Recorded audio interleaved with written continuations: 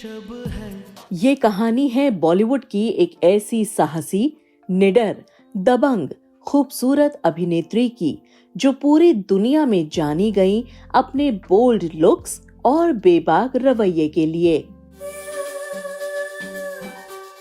इस बॉलीवुड एक्ट्रेस ने अपने बलबूते कई दूसरे डायरेक्टर्स और प्रोड्यूसर्स को पछाड़कर अपनी फिल्मों को हिट और सुपर हिट कराकर किया।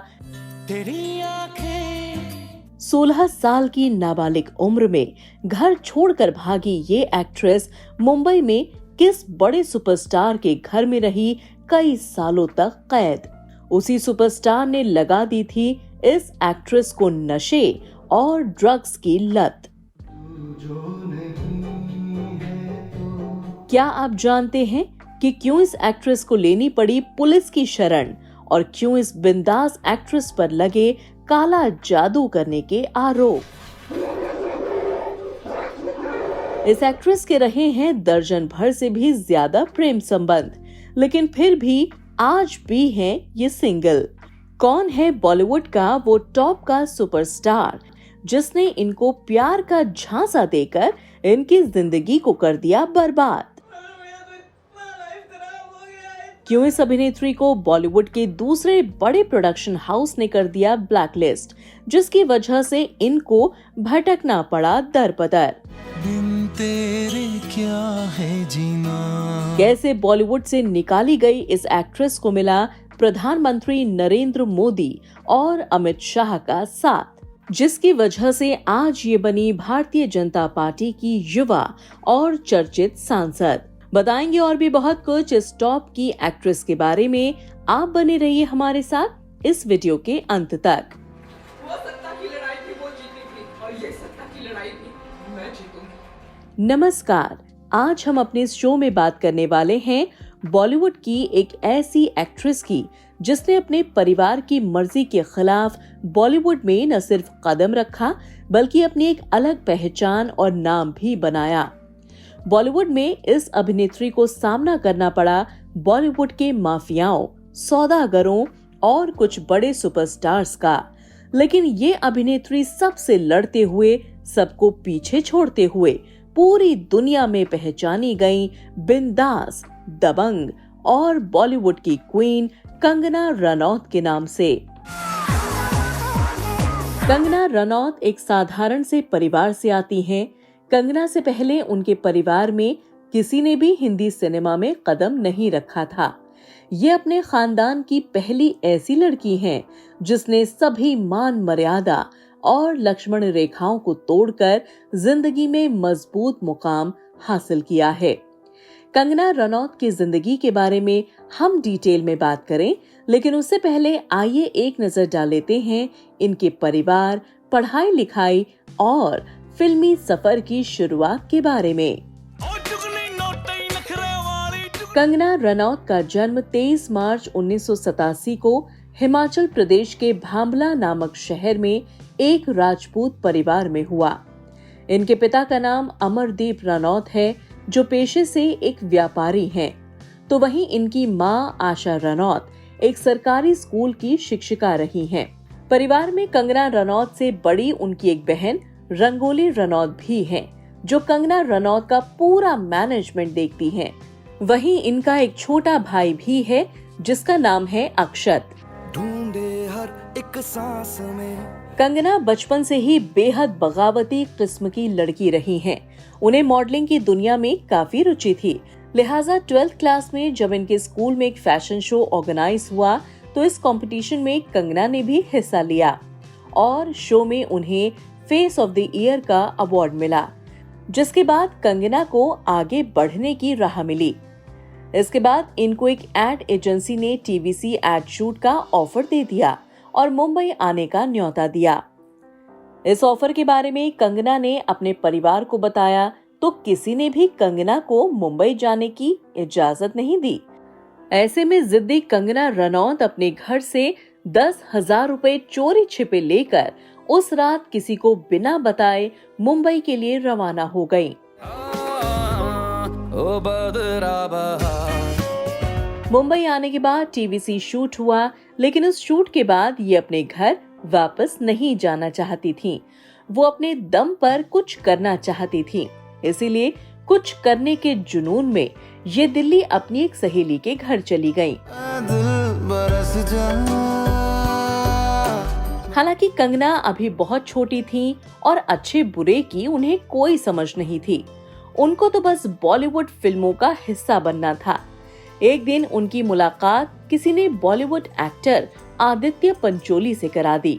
बस फिर क्या था, कंगना को फिल्मों में काम करने का ऐसा भूत सवार था कि वो आदित्य पंचोली के साथ मेल जोल बढ़ाने में लग गईं। अब चूंकि उनके कई बड़े बड़े एक्टर्स, डायरेक्टर्स, प्रोड्यूसर से जान पहचान थी, उनके इसी स्टारडम को देखते हुए कंगना आदित्य पंचोली के करीब जाने लगी और आदित्य ने भी कंगना को हॉस्टल से निकालकर अपना फ्लैट गिफ्ट कर दिया रहने के लिए। लेकिन यहाँ कंगना के साथ आदित्य पंचोली ने अच्छा बर्ताव नहीं किया। वो कंगना पर जोर जबरदस्ती करने लगे।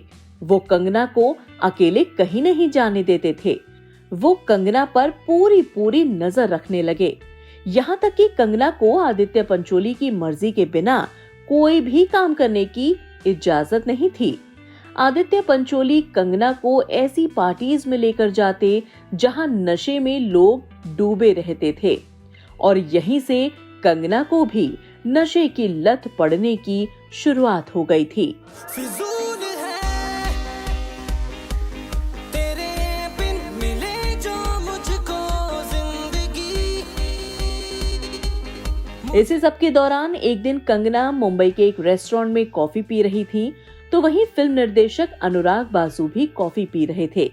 कंगना को देखकर अनुराग बासु प्रभावित हुए और एक पेपर पर क्या तुम फिल्मों में काम करना चाहोगी ये लिखकर एक वेटर के हाथ कंगना तक पहुंचाया। कंगना ने पेपर पढ़ा और पीछे देखा तो अनुराग बासु स्माइल कर रहे थे।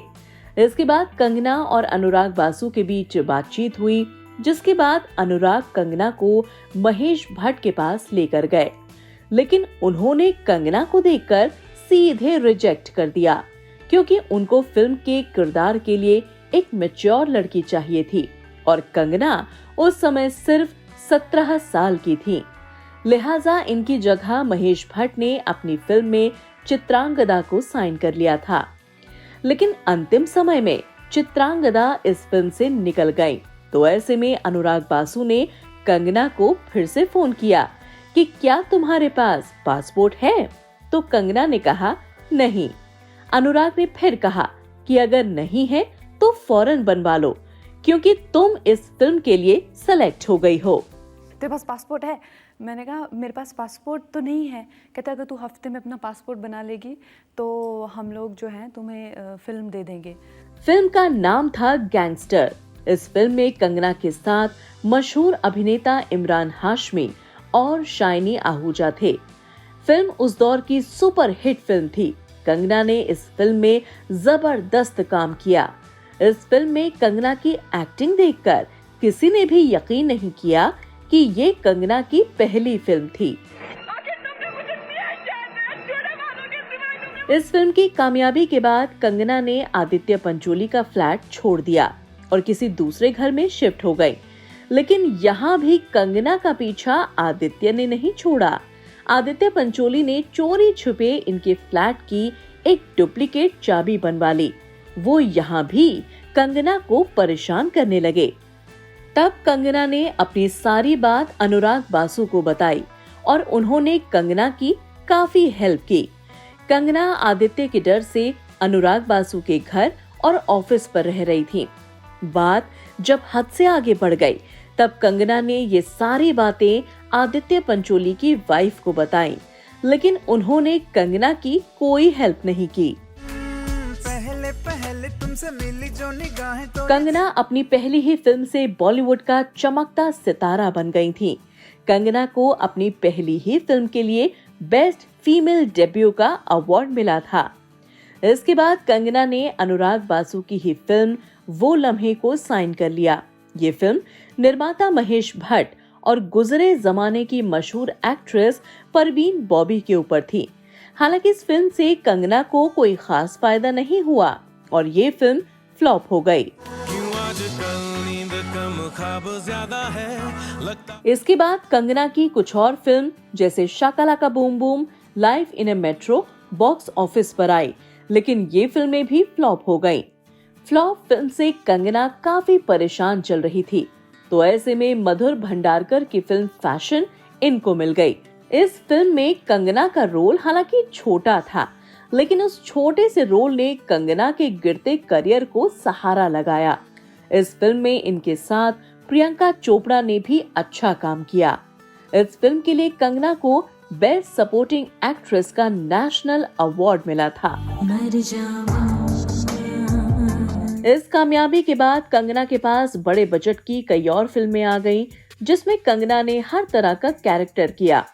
कंगना रनौत की फिल्म इमरजेंसी भारत की पूर्व प्रधानमंत्री इंदिरा गांधी के जीवन और 1975 में देश में लगाए गए आपातकाल की घटनाओं पर आधारित है।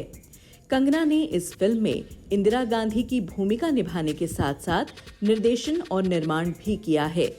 फिल्म की रिलीज डेट कई बार बदली गई, लेकिन अब ये आगामी 17 जनवरी को सिनेमा घरों में प्रदर्शित होने के लिए बिल्कुल तैयार है, क्योंकि सेंसर बोर्ड से इसे हरी झंडी मिल चुकी है। हालांकि फिल्म इमरजेंसी को फिलहाल बांग्लादेश में प्रतिबंधित कर दिया गया है। रिपोर्ट्स की माने तो भारत और बांग्लादेश के बीच वर्तमान राजनीतिक संबंधों में तनाव के चलते ये फैसला किया गया है। कंगना ने Raaz, the mystery continues, Kites, once upon a time in Mumbai, knockout, no problem, game, shootout at Wadala, Krrish 3, revolver Rani, Manikarnika, the queen of Jhansi जैसी फिल्म में अपने शानदार अभिनय की छाप छोड़ी। लेकिन तनु वेड्स मनु, क्वीन, तनु वेड्स मनु रिटर्न और क्रिश 3 ये वो फिल्में हैं जिनकी वजह से कंगना की भारतीय हिंदी सिनेमा में एक अलग और मजबूत छवि बनी और वो इन फिल्म्स की अपार सफलता से बॉलीवुड की टॉप एक्ट्रेस बन गईं। अब कंगना एक बड़ा नाम थी, उनके आगे पीछे बड़े बड़े प्रोड्यूसर डायरेक्टर्स की लाइन थी। नाम, पैसा, शोहरत सब कुछ कंगना के पास था। इस कामयाबी के बाद कंगना का परिवार भी खुश हो गया। बेटी की तरक्की पर पूरा परिवार बेहद खुश है। तो ये था कंगना का फिल्मी सफर। आइए अब बात करते हैं कंगना रनौत से जुड़े कुछ विवाद और उनकी पर्सनल जिंदगी के बारे में। कंगना रनौत का दिल एक बार नहीं बल्कि 5 बार टूट चुका है। इनका अफेयर जहां शादीशुदा मर्द से रहा, तो कभी किसी सुपरस्टार से, तो कभी किसी मशहूर दूसरे स्टार के बेटे से। लेकिन कंगना किसी के भी घर की बहू नहीं बन सकी। कंगना रनौत जब फिल्म राज द मिस्ट्री कर रही थी, तब फिल्म के हीरो और मशहूर एक्टर शेखर सुमन के बेटे अध्ययन सुमन के साथ उनकी नजदीकियां बढ़ गई थीं। इस फिल्म के बाद ये दोनों एक दूसरे को डेट करने लगे, लेकिन शेखर सुमन अपने बेटे के इस रिश्ते के खिलाफ थे। कंगना चूंकि नशा करती थी और मानसिक रूप से ठीक नहीं थी, इसलिए शेखर सुमन कंगना से अपने बेटे को दूर रखना चाहते थे। लेकिन कंगना अध्ययन से दूर नहीं होना चाहती थी। शेखर सुमन ने कंगना रनौत पर काला जादू करने का भी आरोप लगाया। बात जब आगे बढ़ी और विवाद ज्यादा हुआ, तो शेखर सुमन के बेटे ने कंगना का साथ छोड़ दिया और अपने पिता की बात को ही सही माना। इतना कहना चाहता हूं कि कंगना रनौत के साथ मेरा कोई रिश्ता नहीं और कोई रिश्ता नहीं होगा आगे भी। इसके बाद कंगना ने ऋतिक रोशन की फिल्म क्रिश 3 में काम किया। इस फिल्म से कंगना और ऋतिक की लव स्टोरी भी शुरू हुई। कंगना ऋतिक रोशन को बहुत चाहती थी और वो ऋतिक से शादी करना चाहती थी, लेकिन ऋतिक रोशन पहले से ही शादीशुदा थे। लिहाजा ये दोनों सब कुछ जानते हुए भी चोरी छिपे एक दूसरे के साथ रिश्ते में रहने लगे। कुछ समय बाद ऋतिक का अपनी वाइफ सुजैन से रिश्ता खराब होने लगा और उनका अपनी वाइफ से तलाक हो गया। तलाक के बाद ऋतिक कंगना के साथ शादी करना चाहते थे, लेकिन कुछ समय बाद ऋतिक अपनी एक फिल्म बैंग बैंग कर रहे थे।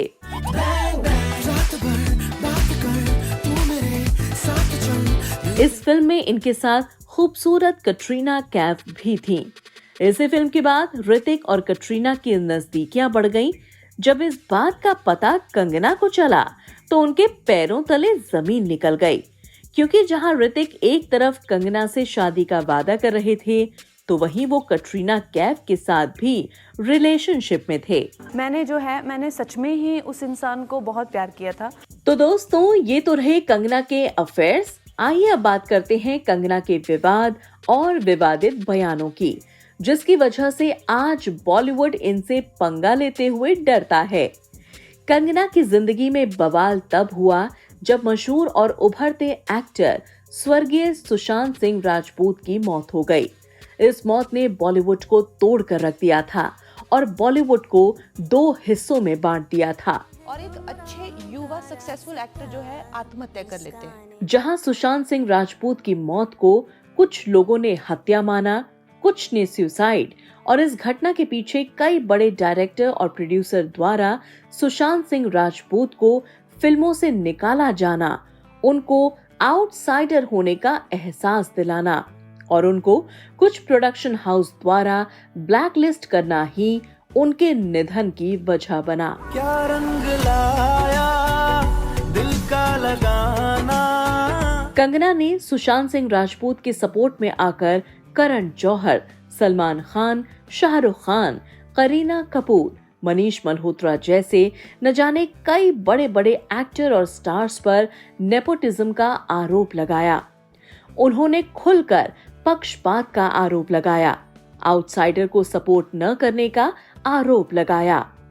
कंगना के इन सभी आरोपों के बाद बॉलीवुड की गैंग पूरी तरह से उनसे नाराज हो गई और इन लोगों ने कंगना को अपने अपने प्रोडक्शन हाउस में बैन कर दिया। तो वहीं इनको फिल्में मिलना ही बंद हो गई। सभी स्टार ने इनके साथ काम करना ही बंद कर दिया। कंगना ने सुशांत सिंह राजपूत की मौत में उद्धव ठाकरे के बेटे का भी नाम लिया, जिसके बाद मुंबई में कुछ लोग इतने नाराज हो गए कि मुंबई में उनके ऑफिस को अवैध ऑफिस बताते हुए उसे तोड़ डाला। लेकिन कंगना ने इन सब के बाद भी कभी हार नहीं मानी और वो इन सब से अकेले ही लड़ती रहीं। उद्धव ठाकरे, तुझे क्या लगता है कि तूने फिल्म माफिया के साथ मिलके मेरा घर तोड़ के मुझसे बहुत बड़ा बदला लिया है? आज मेरा घर टूटा है, कल तेरा घमंड टूटेगा। कंगना पूरे बॉलीवुड और राजनीतिक लोगों से अकेले लड़ रही थी। अपनी बेबाक बयान और लड़ाई से कंगना पब्लिक में हीरो बन गई और ऐसे में इनको साथ मिला बीजेपी के कुछ बड़े नेताओं का, जो इनके साथ खड़े नजर आए। और इसके बाद से ही कंगना को समझ आ गया कि इस लड़ाई को लड़ने के लिए पावर का होना बहुत जरूरी है। इसीलिए ये उस घटना के बाद एक प्रतिष्ठित पार्टी के प्रचार में नजर आने लगी और उनके कार्यक्रम में भी नजर आने लगी। हम बीजेपी को लेकर सारे भारत में बहुत आश्वस्त हैं। अब कंगना जहां बॉलीवुड के माफियाओं से लड़ रही थी, तो वहीं राजनीतिक नेताओं के बीच भी नजर आ रही थी। इनकी फिल्म तो उतना कमाल नहीं कर रही थी, लेकिन ये अपने विवादित बयान से सुपर हिट हो रही थी। ये राम मंदिर, किसान आंदोलन, अनुच्छेद 370 और कई मुद्दों पर केंद्र सरकार, प्रधानमंत्री नरेंद्र मोदी और गृह मंत्री अमित शाह के पक्ष में दमदार तरीके से खड़ी रही और इसी वजह से अब कंगना पहली बार हिमाचल प्रदेश से भाजपा के टिकट पर पहली बार लोकसभा चुनाव लड़कर सीट जीतने वाली पहली महिला सांसद बन गई हैं। प्रधानमंत्री नरेंद्र मोदी और अमित शाह ने उन पर पूरा भरोसा जताया है।